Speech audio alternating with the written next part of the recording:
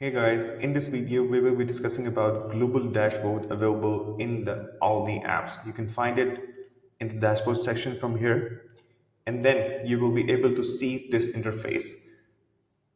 From here you can just see the unique apps installed and then the total apps installed across locations, app traffic coming in. After that, these are the awards for 1,000 apps. This award will be given, and for the 10,000 apps installed, this award will be given.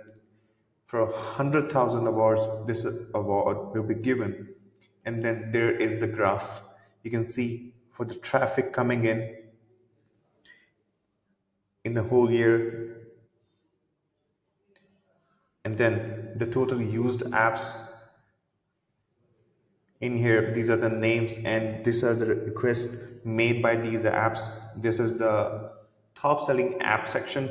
From here you can just see this app has been sold in the top and number of installs being done by for the app, and these are the recommended apps by all the apps. You can have a look from here to the bottom.